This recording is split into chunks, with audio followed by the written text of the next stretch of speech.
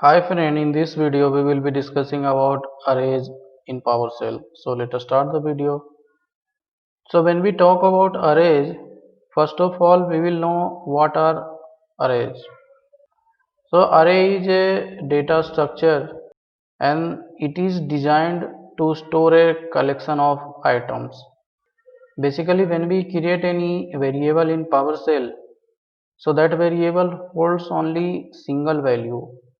But if I want to store multiple values into an array, in that case I will need to use one concept called arrays. And the items which we are going to use for the array, so that either can be of same type or it can be of different types. So there is no restriction for this one. And now we will see how we can create and initialize an array. So to create and initialize, we will have to assign multiple values to a variable. As I had told in the earlier slide, that for normal variable, either it can be integer or string or any other data type, we can store only single values. But here we can store multiple values and of different types as well. And how we can store multiple values here?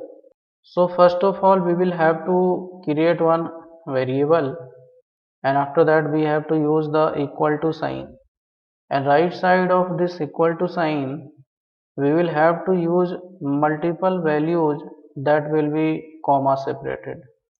So this is how we can create an array. And here you can see example as well. So left side of equal to I have used dollar $array variable, and right side of this one I have used multiple values which are separated by comma. And now we will see how we can create strongly typed array. So what are strongly typed array? So array that can contain only values of a particular type. So although array has feasibility to store values of different types, but if I want to store values of a particular type only, so in that case we will use strongly typed array, and we will have to cast the variable as an array type like string, long or integer. And how we can cast an array? So we will have to enclose this type into square bracket, and we will have to place that before the variable like this you can see in the example. So here I am trying to make a array that is strongly typed and type of will be integer. So first of all I have used the square bracket, and inside square bracket I have used int 32, and again I have used square bracket. It means it will hold the multiple values, and here I have used the variable name that is $arr, and right side of equal to I have used multiple values. So all those multiple values are of same type, that is integer, which I have written here. And we can not only create string, long, int data type, we can also use other data types which is supported in Microsoft .NET framework. So either that can be of system.diagnostic.process type. So when we use the commandlet get process, so whatever the output we get using this commandlet, so the output will be of type of system.diagnostics.process. So here instead of writing the int 32, we can write this one also, and here instead of value we can use the commandlet. So this is the other way also we can create strongly typed array. Now we will see array sub expression operator. So what really this expression operator does? So this operator creates an array from the statements inside it.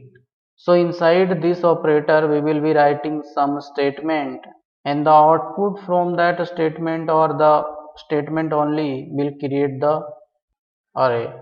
And whatever the output we will be using or getting from the statement, so that will place it in the array. And here you can see the syntax. We have to use @ symbol and we have to write the statement inside small bracket. So this is how we can create one sub expression operator, and using this one also we can create array. Here you can see in example I have created one variable called $a, and right side of equal to I have written one statement called hello world, that is include inside the small bracket, and everything is appended with @ symbol. And this operator is useful where we are using the statement but we don't know the size of that one. So in that case this operator is useful. And here we will see how we can read an array. So to read an array, we can refer to an array by using its variable name. So whatever the variable we have assigned to an array, so if we want to get the values of the particular array, we will have to refer to the variable name. And if I want to display all the element in the array, just I will have to use the array name, that is variable what we have assigned. So as soon as we try to display that variable, so all the element inside that array will be displayed on the screen. Array element is referred by index. So if I want to refer the first element, then I will have to use the 0th. And likewise, if I want to refer the last element, I will have to use the -1. And here we will see how we can use the properties like length and its alias count. So to know how many items are there in an array, or we want to know the length, then we can use any of these property. And next we have one method called clear. So after we use this method, it sets the element value to default value of the element type. So whichever the type element has, so the value will be set according to its type. And although values will be set to default value, but the size of array is not going to change, so that will be same. And now we can see how we can manipulate an array. So manipulating means adding an element to the array or combining the values from two arrays into a third array.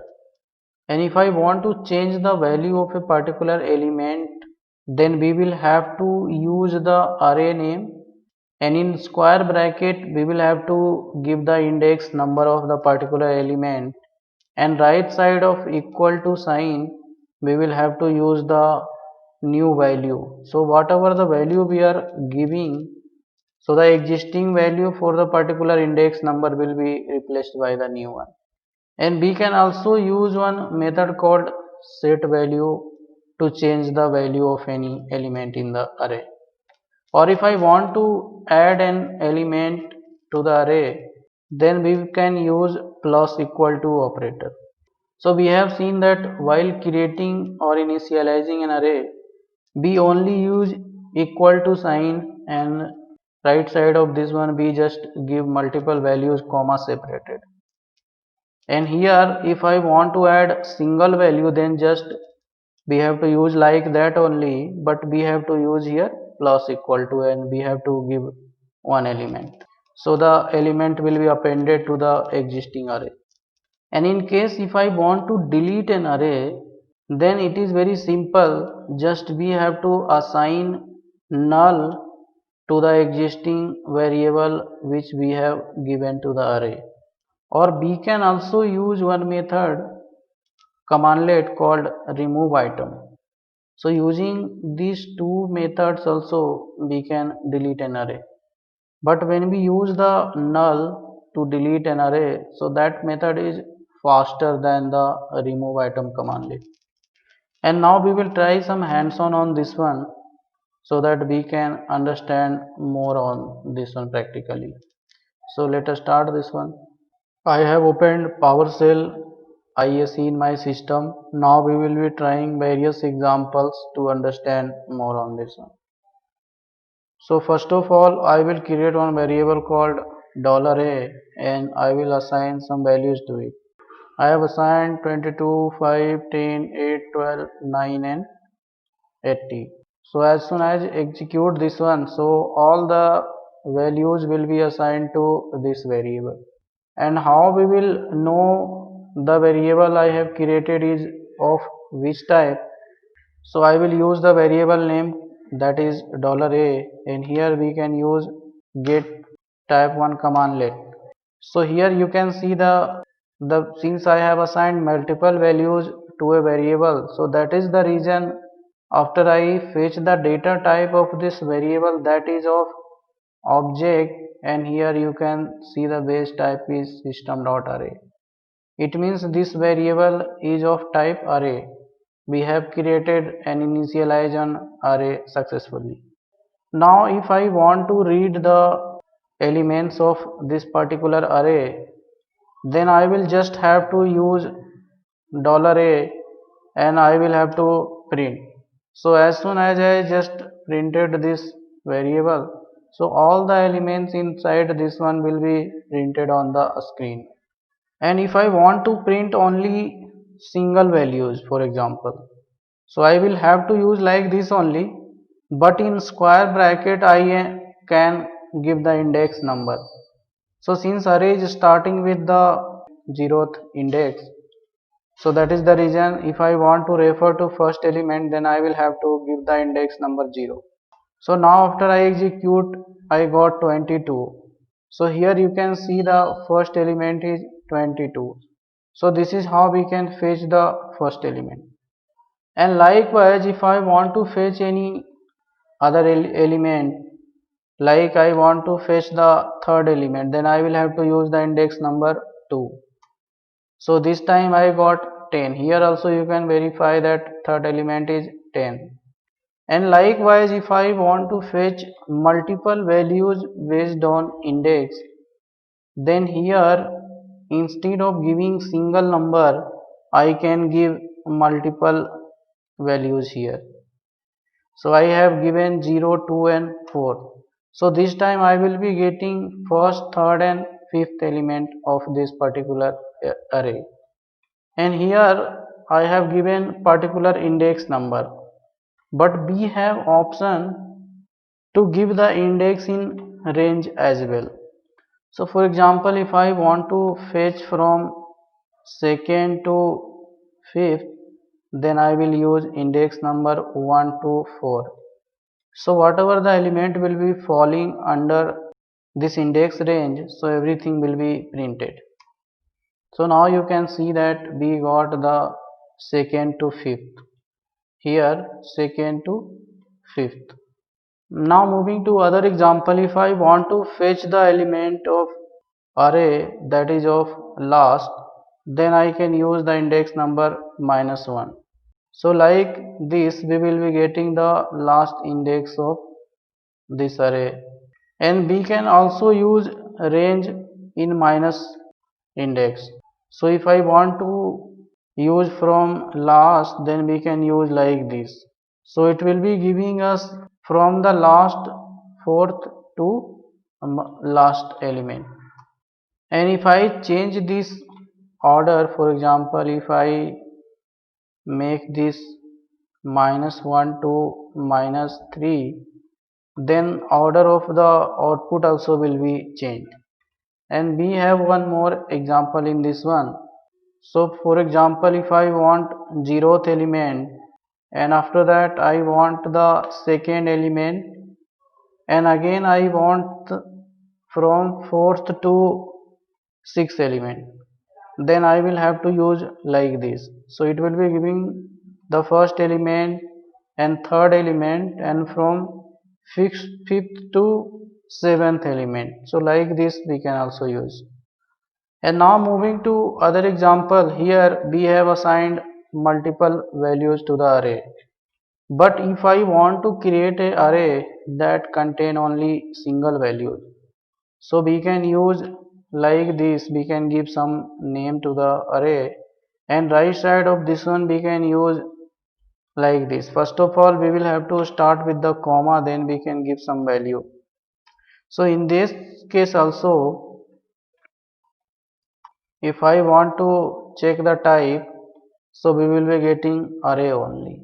So if we don't have multiple values and I want to create array, then we can just use comma before the element. In that case also array will be created. And now if I want to create one array which has some range of values, for example, if I want to assign values from 5 to 8, so like this also we can use. So in this case also array will be created. And now if I want to get all the elements in between these two, then I can refer the variable. So whatever the elements are there in between, everything will get printed.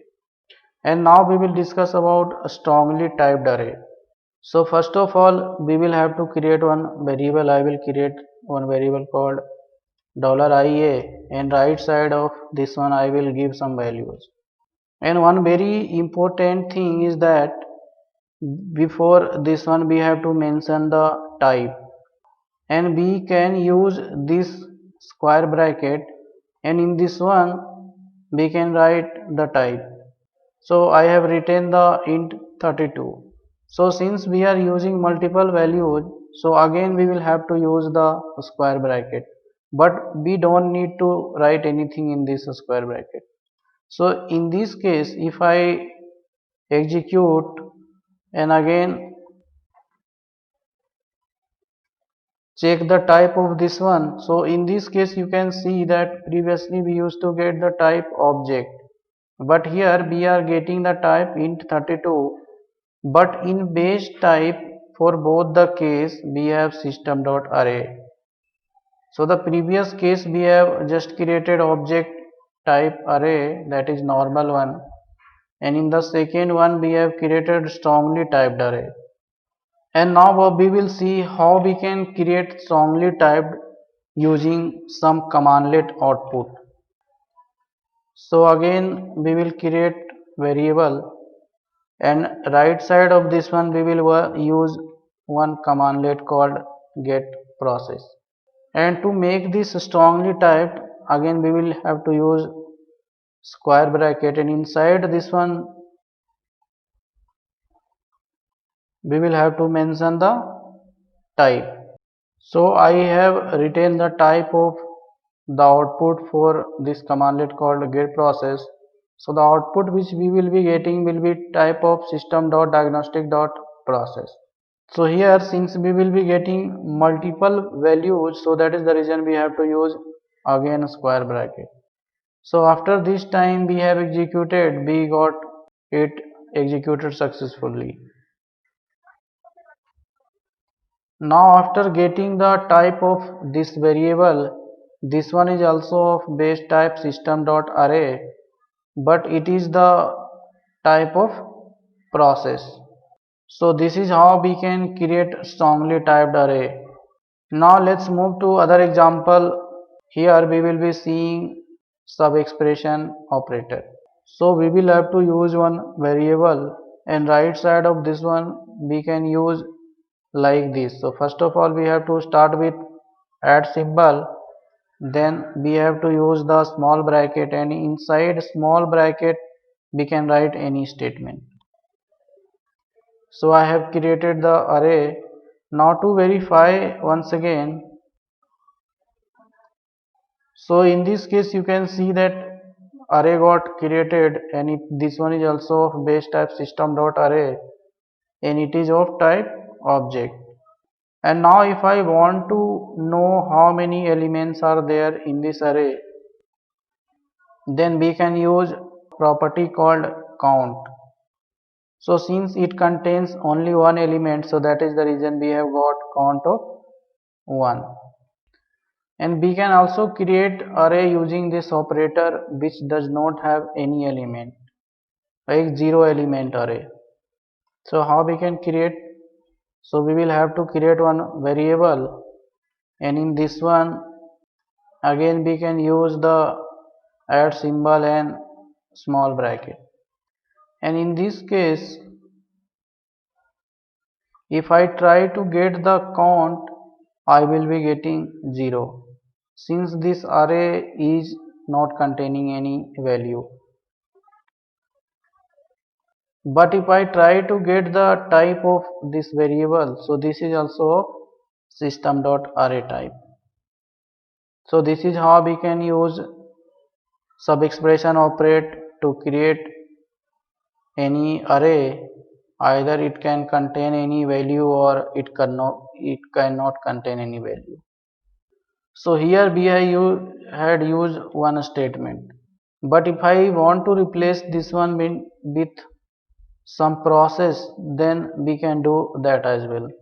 So here we will create one variable called $p, and inside the small bracket we will use one commandlet called get process. So whatever the output we will be getting, that will become array and it will be stored into this variable. So now if I try to get the type of p, then we are getting the array type only, and we can verify that how many elements are there in this variable.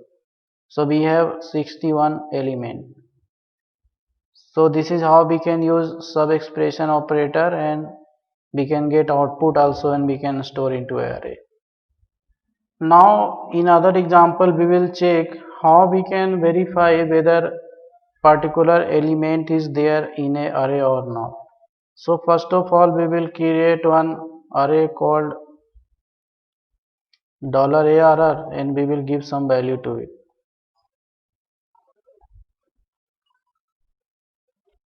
So I have given 14, 5, 10, 8, 12, 9 and 26. So I have created array.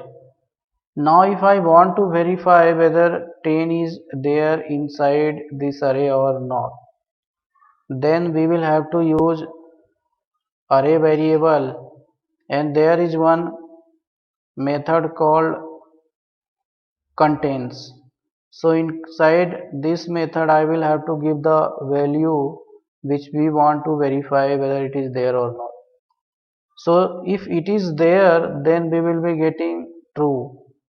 For example, if I give wrong number here, if I want to give 1, since 1 is missing, so that is the reason we have got false here. So this is how we can verify. We have other method also to verify. So instead of using this method, we can use one statement. For example, I can use in statement, and right side of this one we can use the array variable. So in previous case you have seen that we are starting with $arr, and after dot we are giving the method. But in the other example, first we will be giving the element, and after space we have to give dash in, and again space we can give the array variable. So since 10 is there inside this array, so we got the true. So there are two ways we can verify whether any element is there in an array or not.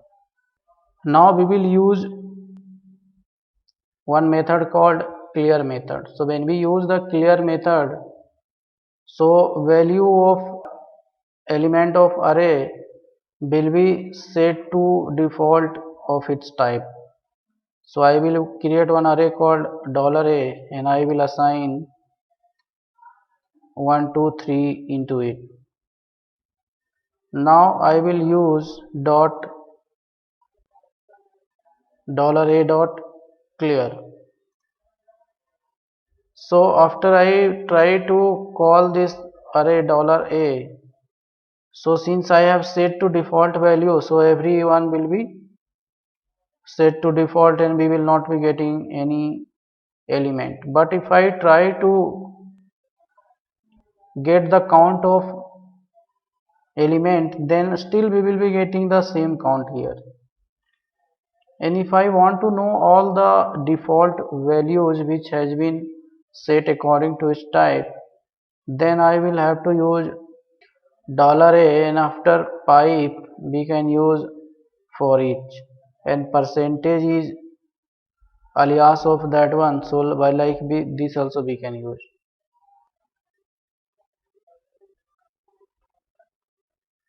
So here what I am trying here, first of all I have called the array, and after that I am looping through each of these element, and I am verifying whether that element is of type null or not. So after we have used the clear method, so all the values has been set to null. Since here condition is meeting, so that is the reason for all three element we are getting in output true, true, true. Now we will see how we can change the value of any element. For example, I have given here element 1, 2, 3, and now I want to change any of this element. So I will have to use the array variable, and in square bracket I can give any number. For example, if I want to change value for the second one, I will use like this, and after equal to sign I can give any new value. So now if I try to fetch $a, so you will see that since we have changed this one, so that is the reason we are getting 10 here. So if I use this statement once again, so in this case you can see here that for the second one we are getting false. Why? Because second element is not null, it is not meeting the condition, because we have set the value to 10. And we can also set value using one method called set value. So we can use one method called set value, and here we can give one new value. For example, if I give 56 and I will give here 2. So likewise I have changed the value of the third element. How we can verify? I will have to just call this variable. So now you can see that we have changed value for 2. So if I use this statement once again, so we will be getting false for 2, because we have set values for 2 element, and the first one is still null, so that is the reason we are getting 2 and false and false. Now we will see how we can append any new value to existing array. So again we will create one variable called $a, and this time we will use sub expression operator, and in this one we will use range from 0 to 4. So whatever the output we got, it has been assigned to $a. Now if I print $a, it will contain only 0 to 4. But if I want to append one new value called 5, then I will use $a and plus equal to 5. So now 5 got appended to the existing array called $a. And if I try to print $a, so it will contain 6 elements this time. So 5 has been appended. Now we will see how we can sort an array. So to see the example, we will create one fresh array once again. I have given variable name array only, and right side of equal to we will give some values. So I have given value for 22, 5, 10, 8, 12, 9, 8 and 999. And now if I want to sort this one into descending order, so as of now if I print, so the output what we are getting is not sorted. But if I want the output in sorted manner, then I will use one commandlet called sort object. Since we want in descending order, then we will have to use one flag called hyphen descending. So this time you can see that the output what we got is in the form of descending. Here the output is not changing into the array. Since we have used after the output, then we are just getting the output in sorted form. But when we try to print the array once again, so the order will be same in the array. So how we can change the order inside array so that it can remain unchanged forever? So we will have to use one .NET method array like this, and in double colon we will use commandlet called sort, and in this one we will pass array variable. So this time whatever the sorting has been done, it has been reflected into the array also. And if I use this array this time, now you can see that it has been sorted. So every time I call this variable, so we will be getting the output in sorted form. So we have seen both the things, sorting the only output or sorting the element in the array. And now we have seen multiple examples and we have completed most of the things. And now let's move to other part of this topic. And now we have come to end of this topic, and to summarize this one, we have seen what are arrays, and after that we have also seen how we can create and initialize an array.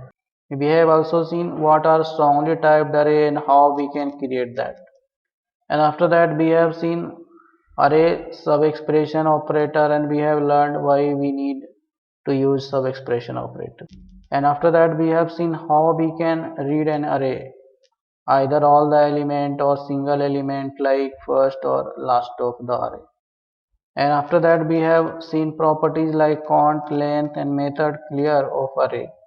We have seen why we need these things. Also we have seen how we can manipulate an array like adding element or deleting array or merging two arrays into one. And at last we have tried some hands-on on this one. So I hope this was helpful to you, and that's all in today's video.